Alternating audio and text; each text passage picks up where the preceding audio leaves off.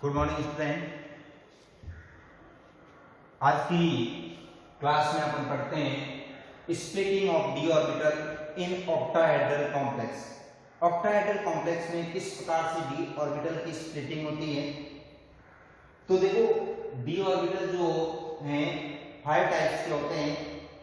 एक होता है डी एक्स वाई, एक d x z, d y z, d z square और d x square minus y square.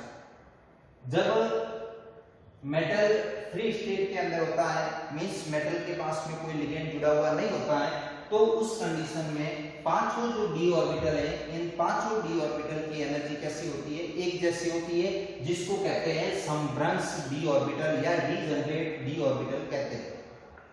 जब लिगेंड जो है वो इस मेटल के समीप आने की कोशिश करते हैं, तब लिगेंड उसके चारों ओर एक स्फेरिकल क्रिस्टल रीजन का फॉर्मेशन करते हैं और उस कंडीशन में इन पांचों ही डी ऑर्बिटल की एनर्जी में क्या हो जाती है, वृद्धि हो जाती है। और पांचों ही डी ऑर्बिटल में वृद्धि होकर ये इस प्रकार से स्थिति बनाती है। जब लिगेंड पूर्ण रूप से इसके क्लोज आ जाते हैं, बिल्कुल इसके समीप आ जाते हैं, चारों ओर जुड़ जाते हैं, और जब लिगेंड जुड़ जाते हैं तो ये पांचों ही डी ऑर्बिटल जो हैं, डीजेनरेट डी ऑर्बिटल, ये पांचों डीजेनरेट डी ऑर्बिटल कितने भागों के अंदर टूट जाते हैं, 2 भागों में डिवाइड हो जाते हैं। एक जो भाग होता है जिनकी एनर्जी में क्या हो जाती है, वृद्धि हो जाती है।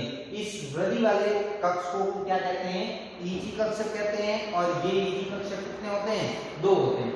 एक जो कक्षक होता है वो डी जेड स्क्वायर होता है और दूसरा जो कक्षक होता है वो होता है d x square minus y square. इसी प्रकार से 3 ऑर्बिटल जो होते हैं जिनकी एनर्जी में क्या आ जाती है, कमी आ जाती है, और वो जो ऑर्बिटल है d x y, d y z और डी एक्स जेड, और इन तीनों ऑर्बिटल के समूह को क्या कहते हैं, T2G के नाम से जाना जाता है। तो इस प्रकार से जो ऑर्बिटल में वृद्धि और ऑर्बिटल में जो कमी होती है वो कैसी होती है, इक्वल होती है, मतलब total change in the energy is not.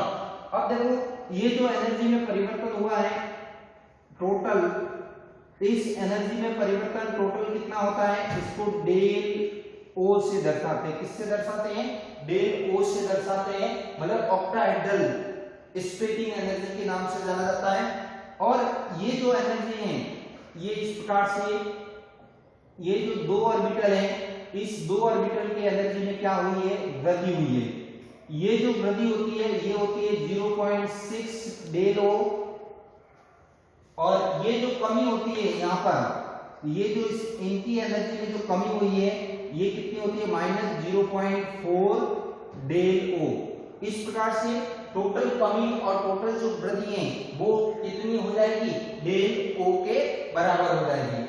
अब देखो, ये जो डी और ऑक्टाहेड्रल कॉम्प्लेक्स है, इस ऑक्टाहेड्रल कॉम्प्लेक्स में जो भी एलिमेंट है या जो भी कोई परमाणु है, तो उसका किस प्रकार से इलेक्ट्रॉनिक कॉन्फ़िगरेशन लिखा जाता है और उसके लिए CFSE कैसे कैलकुलेट करते हैं।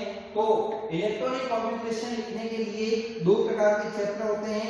एक होता है वीक लिगेंड, एक होता है वीक लिगेंड और दूसरा होता है स्ट्रॉन्ग लिगेंड। वीक लिगेंड और स्ट्रॉन्ग लिगेंड।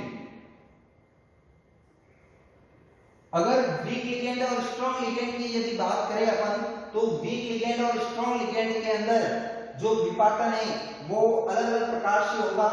वीक लिगेंड के अंदर तो क्या होगा, ये जो डेल ओ है, इस डेल ओ की वैल्यू क्या होगी, बहुत अधिक होती है, और बहुत अधिक होने के कारण इलेक्ट्रॉन पहला किसमें जाएगा, इसमें, दूसरा इसमें, तीसरा इसमें, फिर चौथा किसमें जाएगा, ऊपर वाले में, पांचवा इसमें।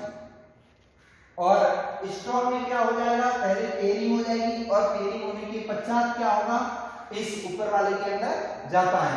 मतलब कि वीक लिगेंड जो है, उस वीक लिगेंड में क्या होता है, इलेक्ट्रॉन जो है वो पहले किसमें भरेंगे, T2G के अंदर, और फिर किसमें जाएंगे, EG में। और पहले T2G में कितने आएंगे, पहले में 1, दूसरे में 2, तीसरे में 3 हो जाएंगे, फिर 2 EG में चले जाएंगे, फिर इस प्रकार से 5 और छठा, 7वां और 8वां वापस किसमें T2G में और 9वां और 10वां वापस किसमें आएगा, Eg के अंदर आएगा। जबकि स्ट्रॉन्ग लिगेंड है जहां पर क्या हो जाती है, यहाँ पर इलेक्ट्रॉनों की पेयरिंग नहीं होती है, इलेक्ट्रॉन की जो पेयरिंग है वो पेयरिंग नहीं होती है, जबकि यहाँ पर इलेक्ट्रॉन की क्या होती है, पेयरिंग होती है, इलेक्ट्रॉनों की पेयरिंग होगी। और जब इलेक्ट्रॉनों की पेयरिंग होगी तो इस प्रकार से इलेक्ट्रॉन जो जाएंगे वो 1, 2 और 3 नंबर इलेक्ट्रॉन तो किसमें जाएंगे, T2G में, फिर 4, 5 और 6 नंबर भी किसमें जाएंगे, T2G में, फिर 7, 8 किसमें जाएंगे, Eg में, और 9, 10 भी किसमें जाएंगे, Eg में। तो इस प्रकार से स्ट्रॉन्ग लिगेंड होते हैं तब क्या होता है, इलेक्ट्रॉनों की पेयरिंग होती है और पेयरिंग होने के कारण थर्ड इलेक्ट्रॉन इसमें जाएगा, सेकंड इलेक्ट्रॉन पास वाले में, थर्ड इलेक्ट्रॉन उससे भी आगे वाले में, फोर्थ इलेक्ट्रॉन पुनः इस dxy में, फिफ्थ इलेक्ट्रॉन dyz में, सिक्स्थ इलेक्ट्रॉन किसमें जाएगा, dxz में। और जब ये कंप्लीटली भर जाएगा तब इलेक्ट्रॉन किसमें जाएंगे, इस ऊपर वाले Eg कक्षकों में जाएंगे, 7 किसमें जाएगा, dz स्क्वायर में, 8 किसमें जाएगा, dx square minus y square में, 9 वापस किसमें जाएगा, dz स्क्वायर में, और 10 वापस किसमें जाएगा, dx square minus y square में। ये तो किसमें है, स्ट्रॉन्ग लिगेंड है। और वीक लिगेंड के अंदर क्या होता है, इलेक्ट्रॉनों की पेयरिंग नहीं होती है, और पेयरिंग नहीं होने की वजह से फर्स्ट, सेकंड और थर्ड 1, 2 और 3 पहला किसमें जाएगा, dxy में, दूसरा yz में, तीसरा xz में, और चौथा और पांचवा किसमें जाएगा, देखो चौथा और पांचवा वापस किसमें जाएगा, Eg में, चौथा किसमें जाएगा, dz स्क्वायर में, पांचवा किसमें जाएगा, dx square minus y square में, और फिर छठा, सातवां और आठवां वापस किसमें जाएगा, T2G में, छठा इसमें आएगा, सातवां इसमें, आठवां इसमें, और 9वां और 10वां वापस किसमें आता है, इन दोनों के अंदर आता है। तो इस प्रकार से ये जो इलेक्ट्रॉनिक कॉन्फ़िगरेशन है वो वीक लिगेंड के लिए अलग होगा और स्ट्रॉन्ग लिगेंड के लिए अलग होगा। इसी प्रकार से अगर CFSE की अगर बात करें, इसकी बात करें CFSE, crystal field stabilisation energy, तो क्रिस्टल फील्ड स्टेबलाइजेशन एनर्जी जो इनकी होती है वो होती है, ये इस फॉर्मूले से ज्ञात करते हैं, 0.4 minus 0.4x plus 0.6y plus a पाई, ये इस प्रकार से होती है, फॉर्मूला होता है CFSE के लिए। ये T2G कक्षकों के लिए ऊर्जा में कमी कितनी आ रही है, माइनस 0.4, और Eg में वृद्धि कितनी हो रही है, प्लस 0.6, और पेयरिंग कितनी होती है उसके अनुसार। तो यहाँ पर x तो क्या है, x बराबर number of electron in T2G orbital, T2G orbital के अंदर कितने इलेक्ट्रॉन हैं, y जो है वो क्या है, number of electron in Eg orbital, pi जो है वो है पेयरिंग एनर्जी,